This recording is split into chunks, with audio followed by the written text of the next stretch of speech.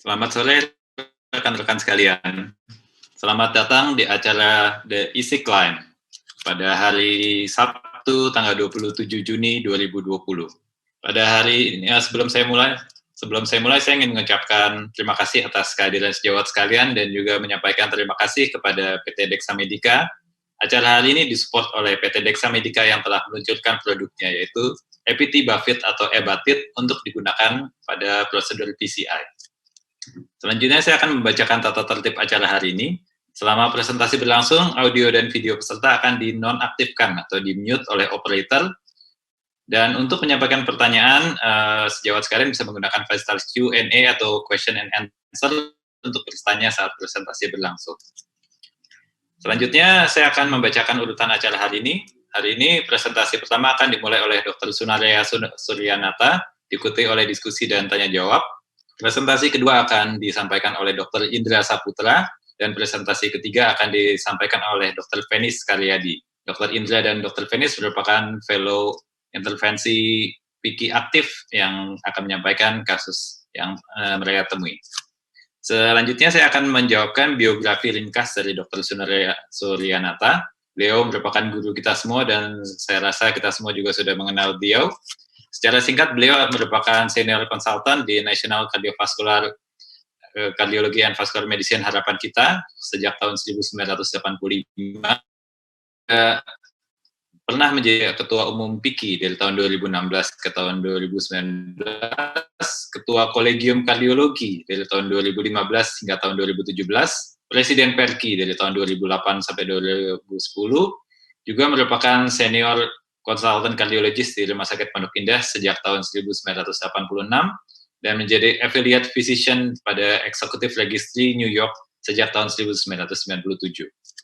Dan selanjutnya saya akan membacakan learning objectives dari presentasi hari ini, terutama untuk presentasi pertama kita dari narasumber Dr. Sunaria, untuk mengerti, mempersiapkan, dan menstandarisasi seluruh prosedur farmakologi di cath lab. Kalau kita pikir-pikir, mungkin proses pemberian obat-obat farmakologi di cath lab itu lebih penting daripada prosedur cath lab-nya sendiri.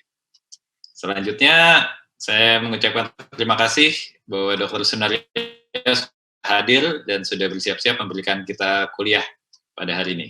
Dr. Sunaria, waktu dan tempat saya persilakan. Terima kasih. Ya, terima kasih Dr. Wisnu.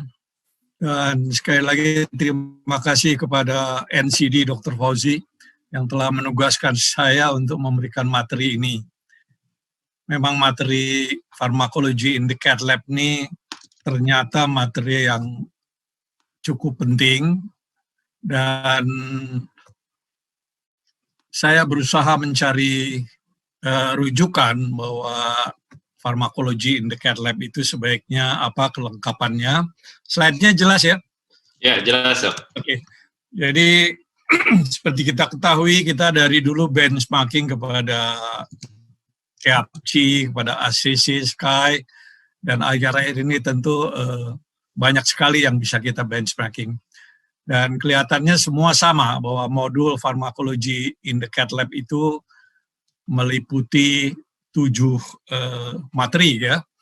Dan kalau kita lihat, akhir-akhir ini banyak sekali rujukan yang menyatakan bahwa PCI in the cath lab itu memang harus mengikuti alur.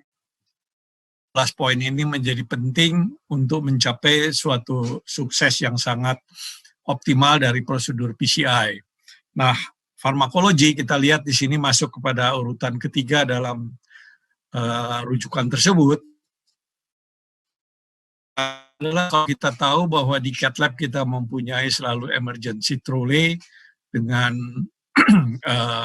defibrillators di atasnya umumnya ini merupakan. Nah, penting buat kita adalah kita isi apa obat-obat standar. Nah, dari kelas-kelas obat dari farmakologi in the cath lab ini, karena waktu yang tersedia harus cukup dan harus bisa mengakomodasi keseluruhan, maka kelihatannya Dr. Fauzi sudah menyetujui bahwa materi ini akan dibagi 2, yaitu poin 1 sampai 5, sedatif analgesik, vasodilators, kontras media, vasopressor, dan aritmia. Dan nanti pada session yang akan datang kita akan masuk ke antikoagulan dan antiplatelet. karena pada antikoagulan dan antiplatelet ini kita harus mengetahui obat antikoagulan dan antiplatelet. Jadi yang pertama saya kira yang harus mengerti dan biasa menggunakan di cath lab adalah obat-obat analgesik dan sedatif.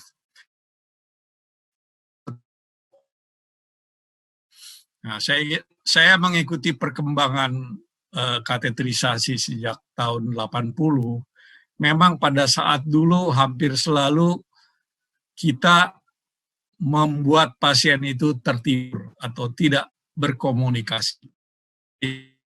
Memang lebih banyak kita melakukan sedasi. Mungkin juga prosedur waktu itu lebih tidak menyenangkan buat pasien, terutama penggunaan analgetik dan juga kontras yang tidak menyenangkan ya. Tapi saat ini oral anesthesia atau berbicara kepada pasien secara verbal itu merupakan sesuatu yang nyaman baik untuk operator maupun untuk pasien ya. Jadi kalau kita lihat jarang sekali kita harus membuat pasien itu tidak sadar ataupun tertidur ya. Nah, ini saya kira patokan dari anestesi kalau kita ketahui kelas 1, kelas 2, kelas 3, ini adalah pasien-pasien yang tidak dekompensasi. Walaupun ada penyakit sistemik, misalnya diabetes, tetapi pasien itu bisa melakukan prosedur dalam keadaan sadar. Jadi pada pasien-pasien ini umumnya kita tidak memerlukan sedasi yang dalam ataupun anestetik. Kecuali pada pasien-pasien kelas 4-5, di mana kita sering memerlukan koleha anestesi untuk mendampingi kita. Ya. Nah, tentu obat analgetik oral, lidocain, bupropion itu lazim ya. Tetapi yang dimaksud dengan analgetik dan sedatif adalah obat yang kita sepakati ada di cath lab untuk membuat prosedur itu nyaman ya. Beberapa pasien yang gelisah ada yang memberikan oral sedatif di ruangan. Seringnya itu membuat pasien tidak bisa berkomunikasi baik dengan kita di cath lab ya. Tetapi yang kita lihat sekarang ini cukup kita mempunyai 2 obat ini, yaitu midazolam dan fentanyl ya. Midazolam seperti kita ketahui bisa diberikan secara intravenus dalam dosis titrasi karena short acting dan bisa diulang-ulang.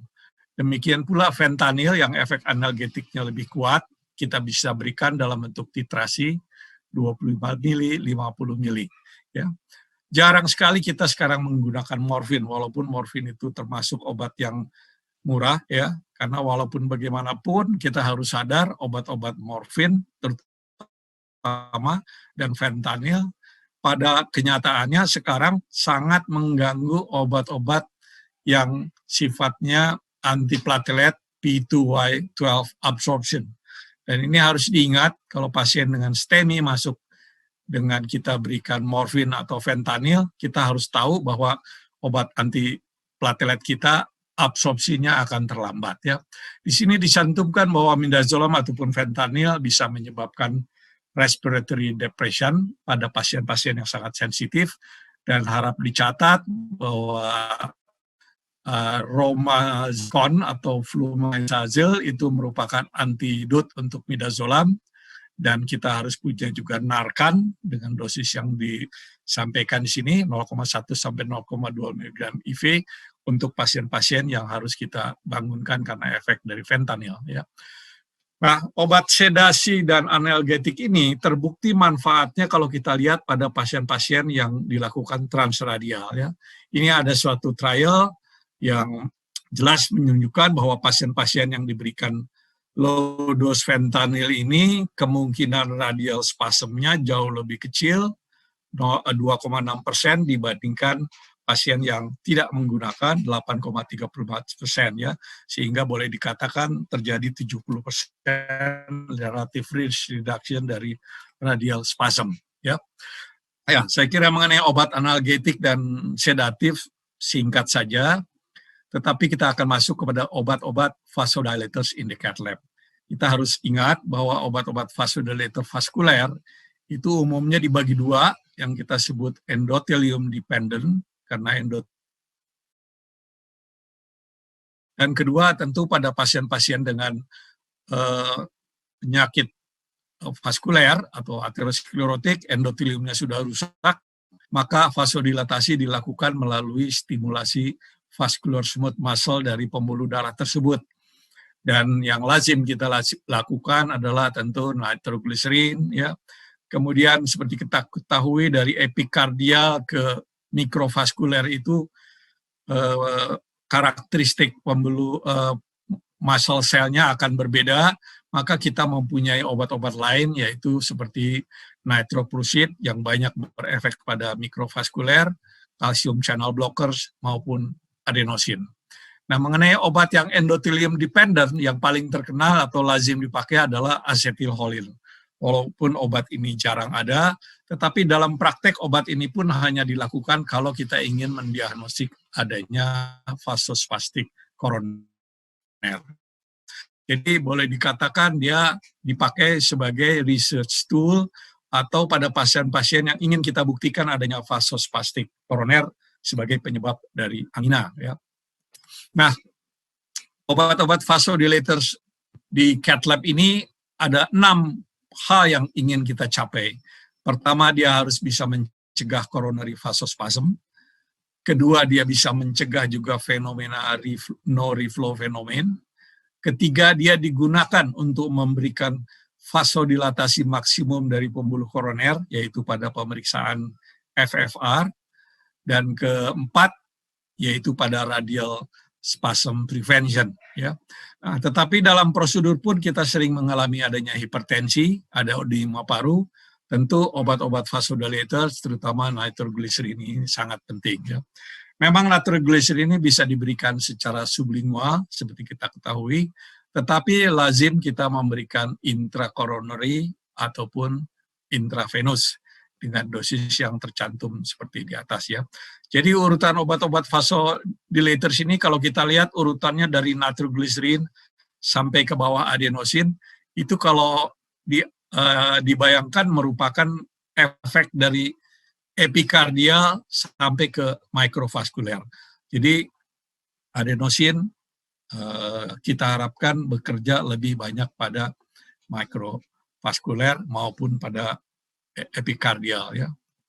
Nah, saya ingin menekankan ini, apa yang dicantumkan sekarang, memang pada setiap kita melakukan angiografi koroner, ketika kita mendapatkan lesi-lesi yang borderline ataupun yang tidak pasti, baik pada keadaan ACS maupun pada keadaan stable angina, kita harus bisa memberikan nitroglycerin intracoronary,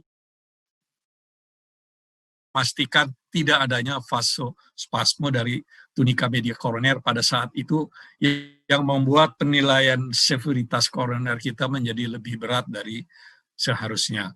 Dan ini tentu melihat tekanan darah penderita, kita bisa memberikan 50 mikrogram intrakoroner kalau memang tekanan darah pasien rendah, tapi kita bisa memberikan 200 sampai 300 mikrogram kalau tekanan darah penderita baik. Jadi dalam guideline angiografi ini jangan lupa kita harus bisa memasukkan intracoronary nitroglycerin untuk mendapatkan penilaian coronary yang baik. Ya. Nah ini saya kira lazim di cath lab, ya, nitroglycerin on a stick. Jadi 10 cc kita isi 1 mg nitroglycerin NTG dan itu diencerkan menjadi 10 cc, 1 cc 100 mikro, dan kita bisa suntikan langsung melalui tuhoi tersebut tanpa harus membuka-buka. Ya, jadi ini saya kira protokol yang sebaiknya bisa diikuti karena cepat dan efeknya, safety-nya baik. Ya. Artinya stick itu bisa kita masukkan jauh dan kita suntikan. Ya.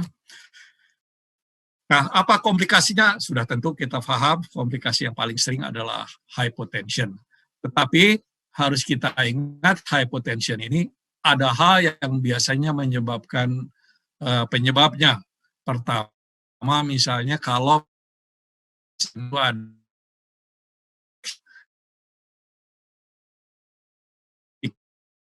akan menyebabkan tekanan misalnya pada hokem, ya, atau pada pasien-pasien yang memang sudah hipovolemia dan hipotensi. Dan juga pada pasien-pasien dengan right ventricular infarct, sebaiknya kita hati-hati memberikan nitroglycerin atau vasodilators. Nah, kalaupun itu terjadi, saya kira kita tidak terlalu perlu panik, karena kadang-kadang kita bisa menunggu, atau kita bisa berikan cairan saline saja, dan jarang sekali umumnya kita harus memberikan vasodilators. Walaupun vasopressors itu sebaiknya memang selalu standby di cath lab ya. Jadi dosis adenosin saya kira sekarang ini sudah disepakati pada right coroner tidak lebih dari 100 mikro, pada left coroner kita bisa memberikan sampai 200 mikro ya, termasuk juga pada graph ya. Tetapi kalau kita memberikan dalam bentuk drip, dosisnya 140 mikro ya. Nah, ini tadi efek hipotensi, kita tidak perlu khawatir, umumnya kita bisa menunggu. Tetapi ada pasien-pasien yang kita harus tanya apakah menggunakan obat sildenafil. Tentu ini kita tahu bahwa akan mempercepat penurunan tekanan darah ya. Obat lain yang penting pada vasodilator di cath lab adalah adenosin ya. Adenosin harganya sangat mahal, tidak beredar secara resmi di Indonesia. Kita lazim menggunakan adenosin trifosfat yang dulu banyak sekali, sekarang agak sulit. Walaupun harganya sangat murah sebetulnya kalau ada yang bisa memasukkan dengan baik. Adenosin ini bekerja melalui suatu reseptor agonis dan akan menyebabkan maksimum coronary vasodilatation. Ya. Dan sifatnya yang pendek akan menyebabkan aman bagi kita walaupun terjadi efek vasodilatasi, hipotensi, tetapi dia akan kembali dengan normal. Satu hal yang harus kita perhatikan, adenosin ini bisa menyebabkan gangguan conduction sehingga timbul AV block. Tetapi karena sifatnya yang pendek, 5-10 second dia akan kembali. Nah, adenosin ini sampai sekarang saya kira masih tetap pilihan kita untuk menyebabkan hyperemia pada pengukuran FFR. Ya, sehingga sebaiknya ketika kita mempunyai pengukuran FFR, kita selalu siap dengan adenosin, walaupun masih ada pilihan lain, misalnya dengan kontras atau dengan pavrid ya. Hal lain adalah bahwa cath lab atau kupon coronary angio dan PCI bisa menyebabkan fenomena yang kita sebut the no reflow phenomenon. No reflow phenomenon ini tentu kita tahu mekanismenya sangat banyak, vasospasm, reaksi oksigen radicals, distal embolization, kemudian juga endothelial disease ataupun edema dari mikrovaskuler, adanya reaksi inflamasi, neutrofil ya. Oleh karena itu tidak suatu penyebab yang single. Dan keadaan ini bisa timbul misalnya pada ACS, pada intervensional misalnya menggunakan rotablators, ataupun pada SVG intervention karena banyaknya terjadi plak distal embolisasi. Nah, obat-obat yang umum diberikan pada keadaan no reflow fenomena ini adalah vasodilators, verapamil, adenosin, maupun nitroprusid. Ya. Jadi kita lihat coronary no reflow ini sebaiknya tentu prevention. Makin delay obstruction clot kita buka, jadi long door to balloon, maka makin sering timbul coronary no reflow, ataupun pada pasien yang hipotensi, pada pasien diabetik yang tidak terkontrol, di mana blood sugar-nya sangat tinggi. Nah, saya kira trial-trial dengan statin, jelas high dose statin mempunyai efek yang positif, pencegahan dari coronary no reflow, dan juga pencegahan distal embolisasi trombus baik dilakukan ya. Saya kira sampai sekarang di cath lab yang paling praktis mendiagnosis no reflow phenomenon yaitu dengan melihat TIMI score atau TIMI blast dan TIMI frame count ya. Dan kalau misalnya pada hari-hari berikutnya saat ini golden standard kita adalah MRI tentu ya. Dan sekali lagi konsekuensi dari no reflow phenomenon ini adalah infarct expansion, aritmia ventrikular, dan juga menyebabkan adverse LV remodeling yang akan menyebabkan congestive heart failure. Saya kira apa yang dilakukan di Australia ini bisa dilihat bahwa no reflow phenomenon ini akan menyebabkan in hospital mortality ataupun in hospital heart failure lebih tinggi. Demikian pula 30 hari tutang. Jadi apa dalam tahap pencegahan maupun pada tahap di cath lab dengan obat-obat vasodilators ya. Saya kira beberapa trial vasodilators ini ya, adenosin, nitroprusside, kemudian nicortinamide dan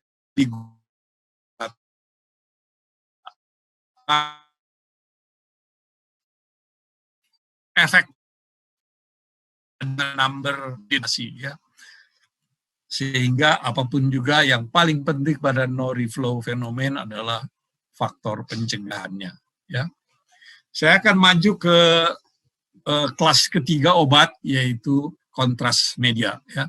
Ini merupakan materi yang sangat penting bagi para fellow maupun para intervensional yang telah selesai, agar kita mengerti betul kontras media itu perangainya bagaimana ya. Kontras media itu sebetulnya kalau dikatakan merupakan ikatan triiodinate pada benzen ring. Dan kalau kita lihat di sini, dia mensubstitusi benzoic acid molekul di dalam benzen ring tersebut, ya, jadi iodinate. Nah, sampai saat ini kita mengenal atau secara historical obat-obat kontras media ini ada 3 properties atau 3 jenis ya. Pertama yang kita sebut ionic versus non-ionic. Ya. Kemudian berdasarkan strukturnya monomerik atau dimerik. Dan yang paling penting atau paling mudah harus kita ingat dan hubungannya dengan non-ionik ini adalah mengenai osmolalitas dari cairan kontras tersebut.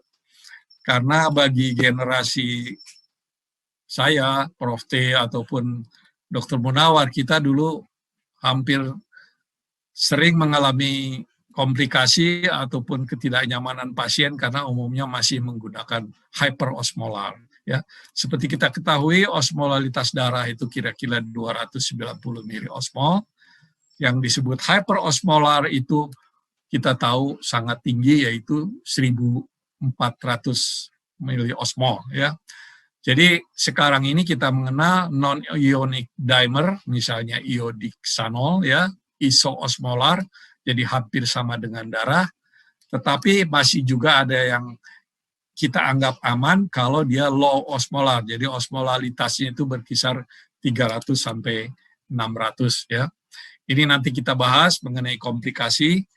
Nah, inilah saya kira yang harus kita ketahui, bahwa akhirnya kita mempunyai kontras yang hyperosmolar monomerik ionik, dan ada juga low osmolar 600 miliosmol iogixalat yang dulu terkenal barangkali namanya hexabric ya. Tapi generasi sekarang umumnya kita sudah menggunakan low osmolar bahkan isoosmolar ya. Jadi iodixanol, tapi kita masih juga menggunakan low osmolar, misalnya iohexol, iopamidol, iopромид, kemudian ioversol. Nah, hal-hal ini tentu ketika pengadaan obat-obat kontras sebaiknya dilihat, karena kalau kita tahu bahwa yang high osmolar kontras ini tentu tidak kita pakai lagi di cath lab ataupun di pembuluh darah vaskuler, tetapi barangkali radiolog masih bisa menggunakan baik ini untuk kebutuhan-kebutuhan ekstravaskuler seperti misalnya sistogram ya. Sebaiknya cath lab kita tidak menggunakan seperti ini. Tapi yang low osmolar kadang-kadang kita masih pakai ya. Omnipac misalnya osmolalitasnya sekarang sudah lebih rendah 380 ya. Iohexol, ipomadol ya. Nah, ini saya kira zaman dulu sangat terkenal hexabric ya. Sekarang kita sudah jarang. Nah, ini yang sekarang kita banyak pakai ya. Isoosmolar kontras Yang paling baik tentu yang osmolaritasnya berkisar 290-300 ya. Jadi osmolaritas ini akan membuat nyaman pasien, walaupun secara gambar hal ini diperbaiki dengan teknologi alat cath lab kita yang jauh lebih baik. Ya. Nah, kontras media ini harus kita ingat bisa menyebabkan reaksi kontras. Dan reaksi kontras ini bisa sangat berat, bisa berupa ringan. Ya. Dan kalau kita ingat, reaksinya bisa langsung, immediate, bisa juga delay, timbul beberapa jam atau 1-2 hari kemudian. Bisa sifatnya mendadak seperti anafilaktik shock, bisa juga sifatnya non-anafilaktik. Nah, dalam hal ini, kontras-induced nefropati menjadi hal yang sangat penting. Ya. Hipersensitivitas dari kontras ini tidak tergantung volume yang dipakai. Jadi independen dari dose ya. Dan ini juga bisa timbul segera, bisa timbul delay ya.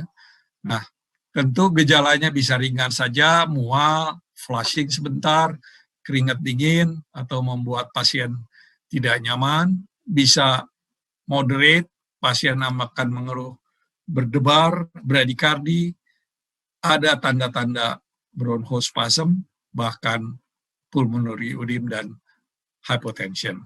Yang sangat berat biasanya akan menyebabkan aritmia, laryngeal edema, cardiopulmonary arrest. Nah, ini saya kira bagi yang pernah mengalami kejadian ini timbul segera atau di bawah 1 jam dari penggunaan kontras umumnya sangat tidak terlupakan. Ya. Patofisiologi dari keadaan ini umumnya non-IgE. Jadi ini yang menarik ya, dia berhubungan langsung dengan direct mast cell activation dan biasanya seperti halnya pada sekarang yang populer itu terjadi bombardir dari koagulan dan kinin ya. Kemudian ini menyebabkan agregasi platelet dan juga increase serotonin release. Hampir sama dengan kejadian COVID yang sangat menakutkan tersebut ya. Bahkan ini timbul lebih cepat. Apapun juga pada kontras media hypersensitif ini, kita harus tahu riwayat penggunaan kontras sebelumnya. Kalau kita tahu pasien itu sudah reaksi hypersensitif dengan suatu jenis kontras, sebaiknya kita memilih yang lain. Kemudian apakah pasien itu asma, harus juga kita perhatikan ya. Adanya reaksi alergi. Dulu adanya alergi terhadap seafood, shellfish ini sering dipertanyakan. Tapi saya kira sekarang umumnya tidak terlalu menjadi hal yang sangat serius lagi karena kita sekarang banyak menggunakan isoosmolar ataupun low osmolar dengan toleransi yang lebih baik ya. Jadi ini saya kira panduan pengobatan. Kalau kita lihat 2 hal yang harus selalu ada di cath lab yaitu diphenhydramine atau Benadryl dan epinefrin ya. Kemudian steroid dan tentu juga cairan. Jadi emergency trolley yang kita siapkan sebaiknya harus selalu cek berkala oleh kepala perawat ke adanya obat-obat ini. IV fluids, Benadryl, adrenalin, kemudian steroid ya. Nah, panduan mengenai pengobatan ini saya kira disampaikan di sini ya. Yang sifatnya delay ini bisa terjadi beberapa hari, bahkan kemudian bisa merupakan cutaneous vasculitis atau seperti Stephen Johnson syndrome, bisa juga keluhan urtikaria atau nyeri kepala berhari-hari, tapi yang paling sering apa yang disebut kontras-induced nefropati yang umumnya timbul pada hari-hari kedua, ketiga, sampai seminggu setelah prosedur. Yang anaphyloid tadi, ya, anaphylaxis reaction, ya, tidak berhubungan dengan IgE, kita harus siap dengan epinefrin, ya, dan epinefrin ini bisa diberikan subcutaneous secara berulang atau intravenous, bahkan harus selalu kita siapkan airway terbuka dengan baik. Ya. Nah, pada pasien-pasien yang kita khawatir akan timbul reaksi kontras media ini, memang kita bisa memberikan obat-obat sebagai pencegahan. Ya. Jadi kombinasi antihistamin, steroid, dan juga H2 antagonis barangkali ya. Pada keadaan emergent, Salumedrol kita bisa harus siap. Ya. Dan umumnya kalau kita tahu pasien ada kecenderungan ini, sebaiknya kita menggunakan osmolalitas kontras yang lebih rendah. Ya. Ini contoh adalah laporan bahwa pre-treatment dengan methylprednisolone, Benadryl, dan H2 antagonis sebelum kateterisasi. Beberapa operator sering memberikan ini sebagai suatu kerutinan. Sebetulnya tidak perlu juga diberikan rutin ya. Tapi katanya preemptif, ya oke lah. Asal kita tahu bahwa pemberian prednison ini tidak menyebabkan hal-hal yang negatif, misalnya pada penderita diabetes ya. Nah, ini saya kira satu hal yang ingin saya bahas cukup lebih dalam, yaitu mengenai contrast-induced nephropathy. Contrast-induced nephropathy ini memang sangat menyedihkan kalau terjadi, karena pasien prosedur bagus, hasil bagus, tetapi beberapa hari kemudian kreatinin meningkat. Memang per definisi kita lihat di sini absolut kenaikan 0,5 mg per desiliter dari kreatinin sudah kita sebut contrast-induced nephropathy yang terjadi pada hari kedua atau ketiga ya. Tetapi kita selalu mengusahakan bahwa keadaan ini reversible, yaitu dengan memberikan hal-hal seperti ini ya. Jadi pasien harus cukup diberikan hidrasi ya. Kalau kita lihat bahwa kalau kita lihat epidemiologi dari patofisiologi ini bahwa frekuensinya cukup tinggi ya. Tapi dengan kontras yang baru, saya kira dengan low osmolar, isoosmolar, keadaan ini menurun ya. Dan juga kita memberikan pencegahan sebelumnya ya. Hidrasi yang cukup pada pasien-pasien yang usia lanjut, low ejection fraction, diabetes mellitus harus bisa dipersiapkan ya, termasuk mencoba menghitung skor ya. Saya kira sampai sekarang ini yang masih dipakai adalah skor dari Roxana Mehran untuk menghitung kemungkinan terjadinya risk terhadap contrast-induced nephropathy maupun risk terhadap kemungkinan pasien dialisis. Jadi kalau skor itu misalnya di atas 10, kita harus tahu bahwa pasien itu kira-kira 25% bisa timbul contrast-induced nephropathy dengan kemungkinan 1,9%, 0,9% memerlukan dialisis. Tapi kalau skor di atas 16, kita harus siap konsul dengan nefrologis. Jangan sampai mereka kecewa tiba-tiba harus melakukan dialisis pada pasien yang telah kita lakukan. Nah, kalau kita lihat skor ini, maka hal yang paling penting tentu adalah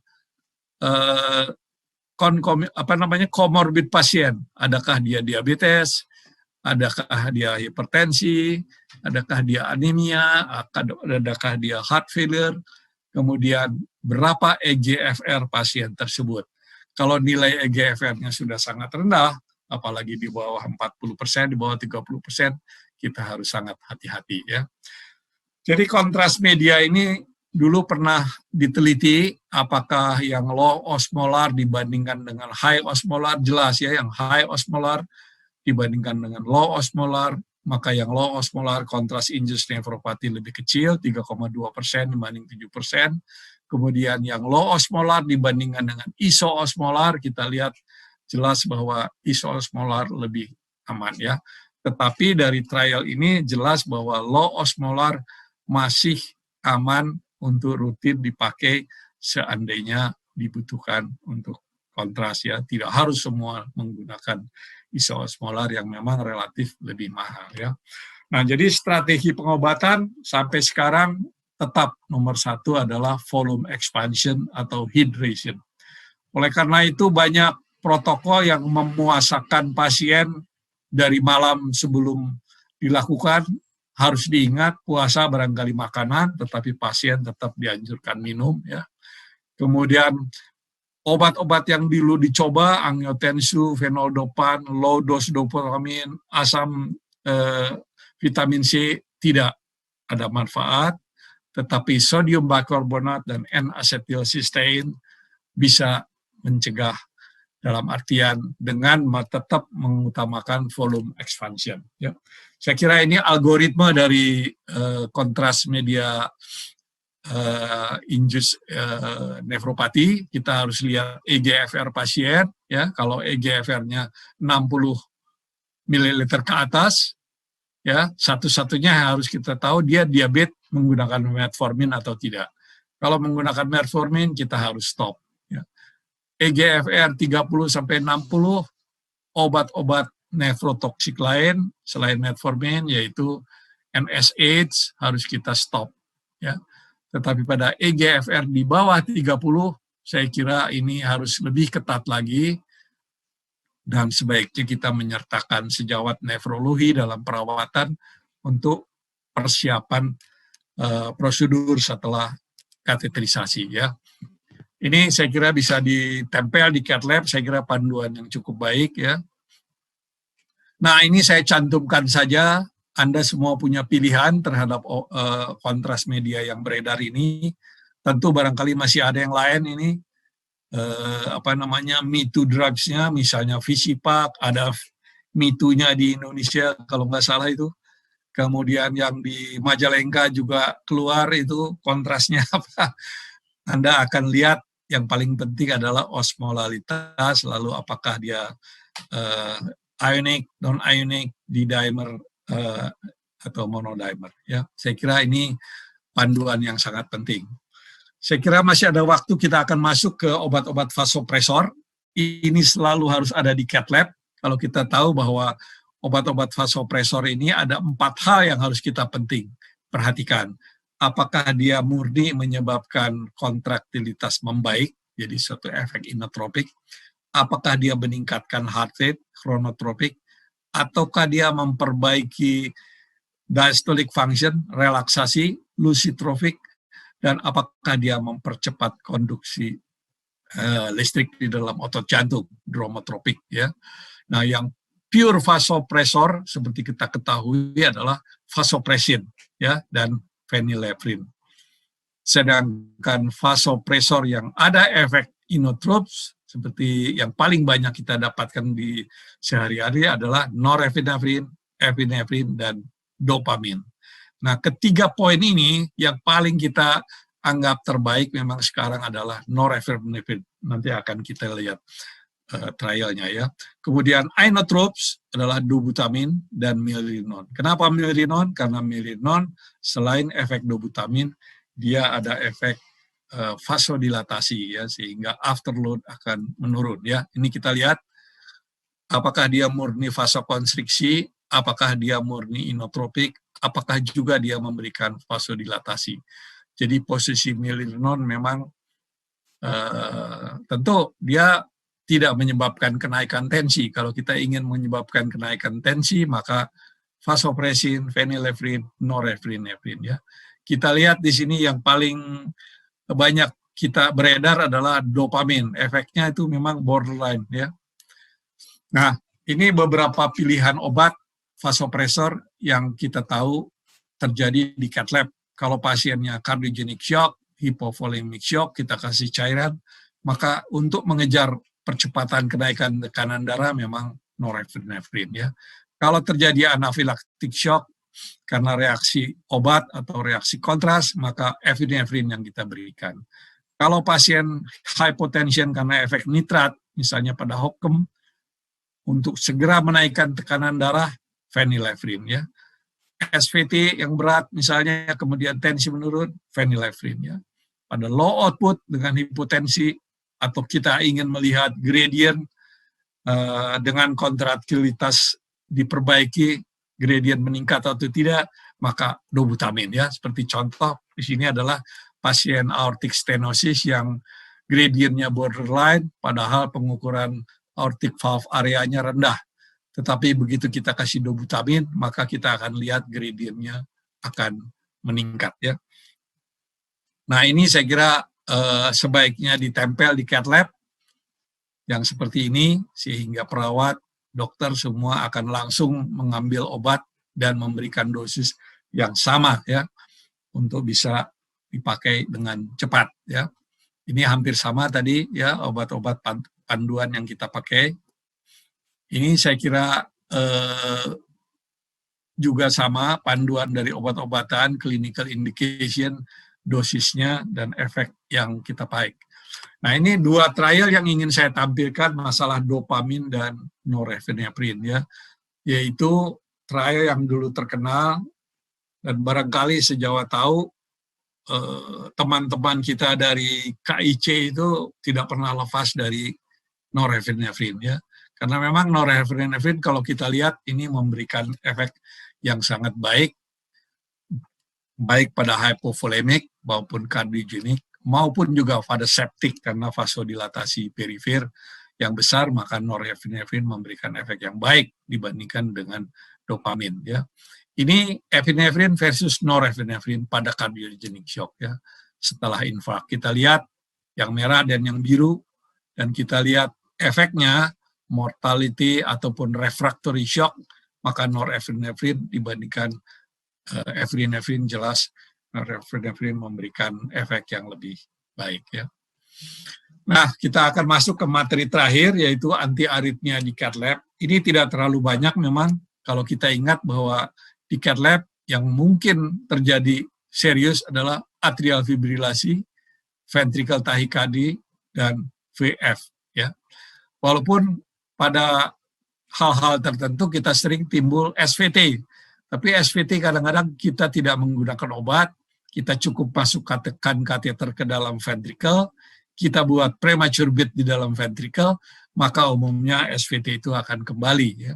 Tapi obat yang paling broad indication adalah amiodaron ya. Kita lihat amiodaron baik pada atrial fibrilasi, pada ventricle tachycardia, pada ventricle fibrillation kita bisa siapkan ya. Dan efek yang harus kita waspadai adalah adanya bradycardia dan torsade the point ya pada pasien-pasien tertentu ya. Jadi ini saya kira panduan dari tahikardi yang ada di cath lab, monomorphic VT, kita bisa berikan obat-obatan, amiodaron yang paling lazim, kadang-kadang kita bisa menggunakan prokainamid ya, tapi dulu lidokain, sekarang saya kira lidokain sudah mundur, 2B ya. Dan tidak boleh lupa pada monomorphic VT, kalau misalnya hipotensi dan gangguan hemodinamik sudah terjadi, lebih baik kita menggunakan cardioversion yang dengan dosis joule yang lebih rendah ya, akan cepat kembali ya. Kemudian pada polymorphic VT kita lihat di sini ini bisa timbul pada iskemia ya. Dan tetap obat yang kita gunakan adalah IV amiodaron yang paling ada. IV beta blockers di kita yang ada adalah metoprolol. Saya kira masih ada kalau mau dicari ya. Dulu kita punya esmolol, sekarang tidak ada. Ya. Tetapi pada umumnya kita masih mengandalkan yang paling banyak adalah amiodaron ya, selain lidocaine yang bisa dipakai ya. Jadi saya kira obat-obat anti aritmi ini saya cantumkan di sini sesuai dengan indikasi klinik yang biasa ya. Tidak terlalu banyak berbeda. Hal lain misalnya adalah verapamil dan sotalol ya. Sotalol sekarang sulit ya. Verapamil pun sekarang mulai sulit ya, dan saya kira yang lain disopiramid juga sekarang sulit ya. Jadi amiodaron tetap andalan yang paling banyak dipakai di cath lab ya. Nah, pada pasien-pasien yang brady-aritmi tentu sulfasatropin tetap menjadi pegangan kita. Minimal diberikan 2 ampul 0,5 mg, tetapi bisa diulang-ulang sampai mencapai 3 mg ya. Harus diingat saja akan terjadi midriasis, flushing, efek samping lain. Oleh karena itu jangan lupa temporary pacemaker harus selalu standby di cath lab ya. Jadi saya kira 5 kelas ini disampaikan, tentunya nanti kita harus menyiapkan untuk 1-2 kelas yang sangat penting di cath lab, yaitu antikoagulan dan antiplatelet. Dan saya kira trial-trial yang sudah dilakukan terhadap kedua jenis obat itu sebaiknya nanti dibahas, karena sebagian besar dari sejawat barangkali sudah terlewatkan trial-trial tersebut hanya melihat apa yang ada sekarang ya. Saya kira demikian saja presentasi saya mengenai farmakologi di cath lab ini. Mudah-mudahan bisa jadi pegangan untuk di cath lab selanjutnya. Terima kasih. Terima kasih banyak Dr. Sunaria, sebuah presentasi tentang ilmu dasar yang sangat menyenangkan. Ini sudah masuk beberapa pertanyaan dok sehubungan dengan farmakologi pada prosedur PCI.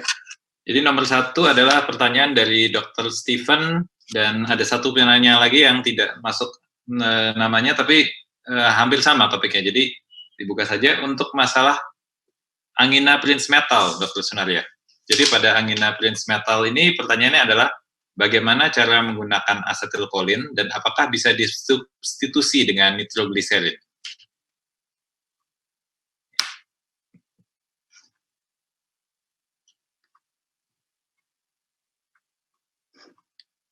Halo, maaf, Dr. Sunaria, mic-nya masih mute, belum dinyalakan.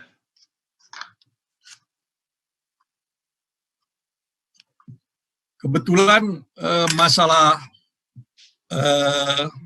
microvascular disease dan epicardial disease ini ada presentasinya kemarin di EuroPCR ya. Ya, bagus sekali. Itu sangat menarik sebetulnya dalam artian bahwa apakah Prinzmetal yang murni atau epicardial vasospasm yang murni ini harus selalu dilakukan tes di cath lab untuk menyatakan bahwa pasien yang non-significant coronary disease tapi dianggap anginanya bermakna dilakukan acetylcholine test.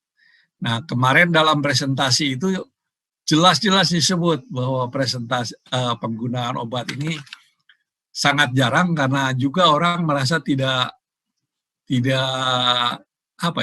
cukup nyaman memberikannya. Dalam presentasi kemarin dari Italia misalnya, dari Milan, siapa itu perempuan, itu menggunakan 3 dosis acetylcholine ya, diberikan, dan menariknya kita harus melihat apakah ada vasospasme di epikardial atau vasospasmenya di mikrovaskuler. Karena kalau vasospasme di epikardial, maka angiografi akan melihat. Tapi kalau vasospasme di epikardial tidak ada, tapi pasiennya chest pain, dan EKG-nya kita lihat adalah ST depresi, maka vasospasme sebetulnya terjadi, tetapi pada level mikrovaskuler. Ya. Nah, menurut saya yang paling banyak menggunakan ini adalah tim dari Jepang ya, dan di sana tidak ragu tuh. Tapi kalau di kita kayaknya kita lebih mendiagnosis Prinzmetal ini dari klinikal ya, misalnya Holter monitoring atau dokumentasi EKG dengan coronary yang normal atau dengan perfusion study yang normal ya. Kalau misalnya nanti menjadi suatu SOP bahwa pasien dengan angina masuk ke cath lab harus kita buktikan vasospasme, maka ini akan menjadi modus baru. Pertama kita harus menyediakan acetylcholine di cath lab, ya karena dari 4 obat yang itu yang paling nyaman acetylcholine. Kedua, prosedurnya itu sangat nyaman untuk pasien saya, gitu. Tapi kita bisa mendiagnosis Prinzmetal angina juga dengan klinikal, ya, misalnya perfusion study negatif, tapi pasien terdokumentasi adanya ST depresi, misalnya dengan Holter ataupun pada saat follow up. Terima kasih banyak dok. Ini pertanyaan yang masuk banyak sekali dok. Ya. Jadi memang topik yang populer ini. Yang kedua ini ada pertanyaan dari Dr. Syukri, Dok. Jadi mengenai bagaimana pendapat dokter mengenai regulasi pasien-pasien pada akreditasi, ada regulasi untuk obat-obat emergency tidak boleh standby, seharusnya kan harus masuk di tempat khusus. Jadi tidak terlalu easily accessible. Kalau menurut dokter gimana pandangan dokter tentang peraturan akreditasi ini? Ya terus terang akreditasi ini macam-macam, dari mulai SNARS, kemudian apalagi ICGI, ya. Sampai ketika akreditasi itu kita lihat apron aja jadi tidur semua gara-gara akreditasi. Padahal logikanya agak kurang bagus ya. Nah, cuman menurut saya panduan pertama adalah emergency trolley in the cath lab. Konten apa yang harus ada di dalam emergency trolley itu, kecuali yang harus dihubungkan dengan suhu, misalnya kontras. Kontras itu sebaiknya disimpan di satu kontainer yang suhunya sama dengan suhu tubuh. Nah, sebaiknya itu.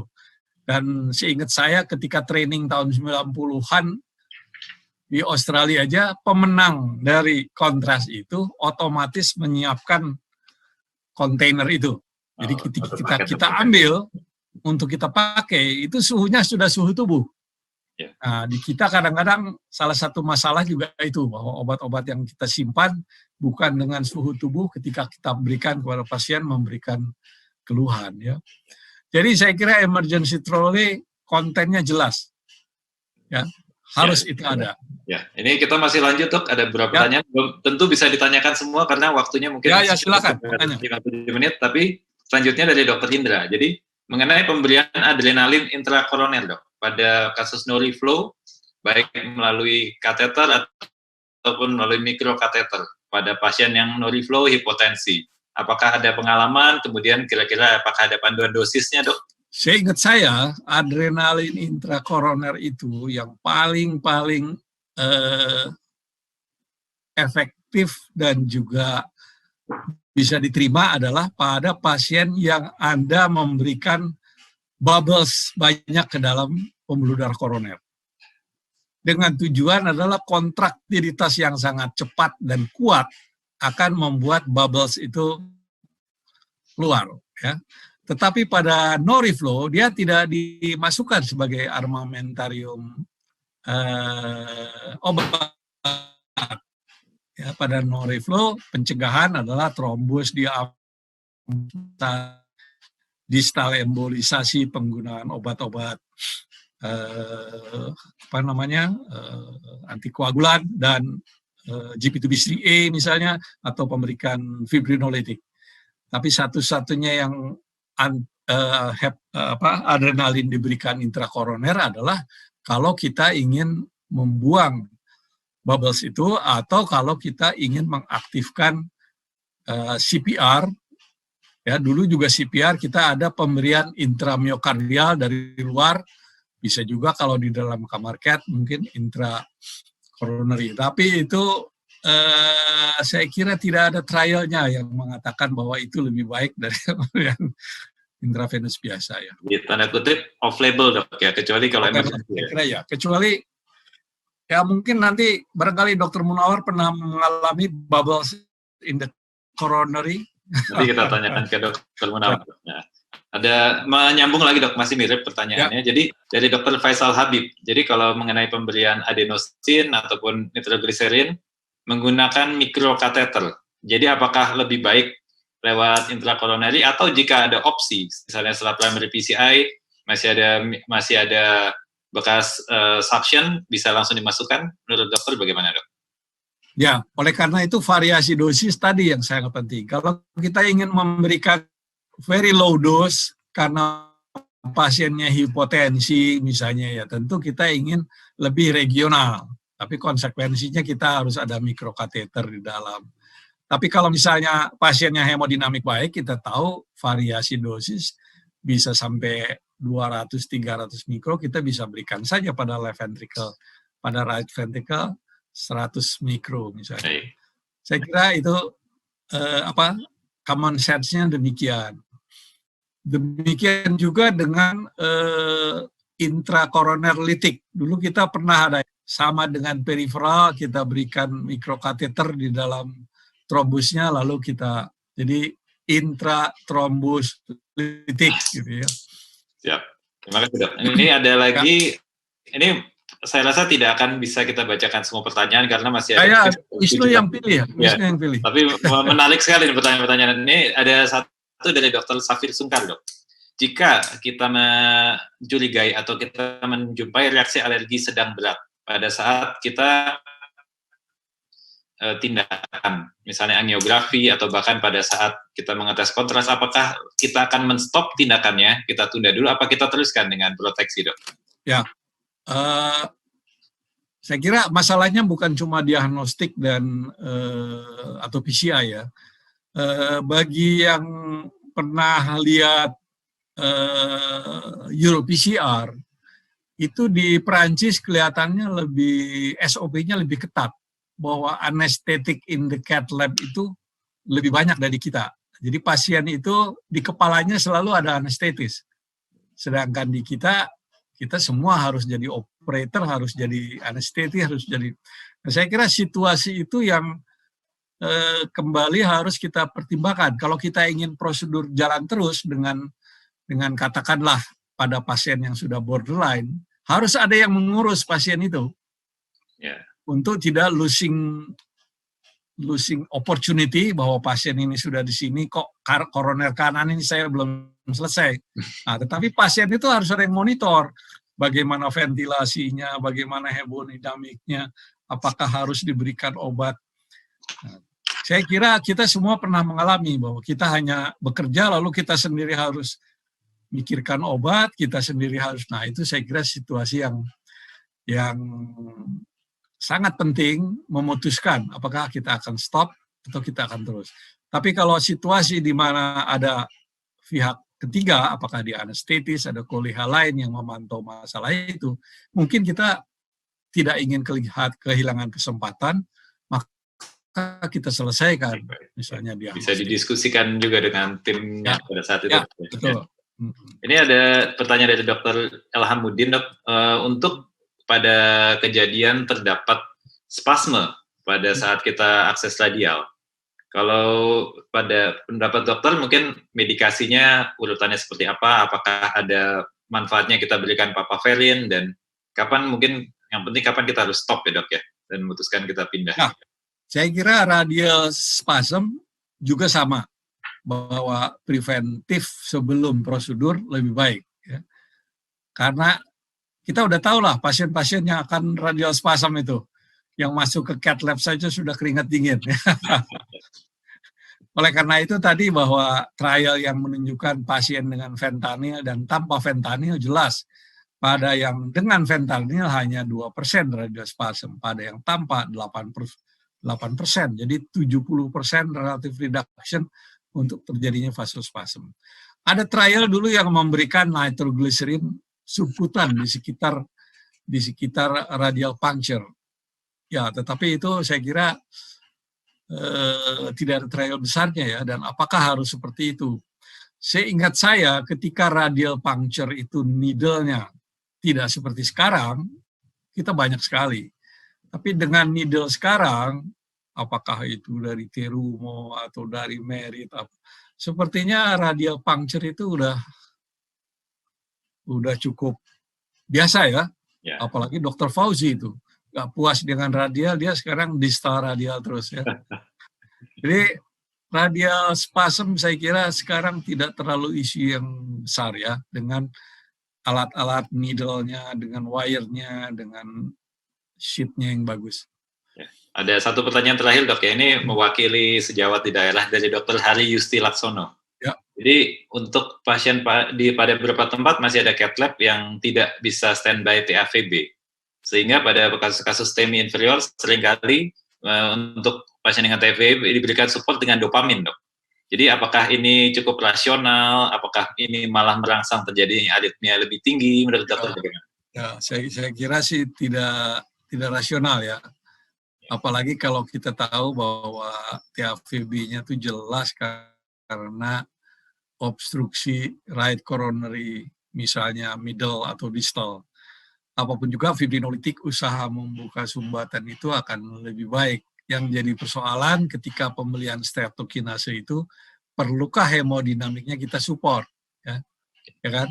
Sering kita menghadapi litik, pasien harus diberikan hidrasi dulu, karena pada right ventricle total AV block misalnya, sering terjadi sebetulnya right ventricle infarct. Right ventricle infarct itu perlu volume yang cukup. Nah, kita harus hidrasi sambil kemudian litiknya masuk. Saya udah beberapa kali bicara dengan ini, bagaimana kalau streptokinase itu kita masukkan sejarah aja di Indonesia untuk fibrinolytik. Dan itu sebetulnya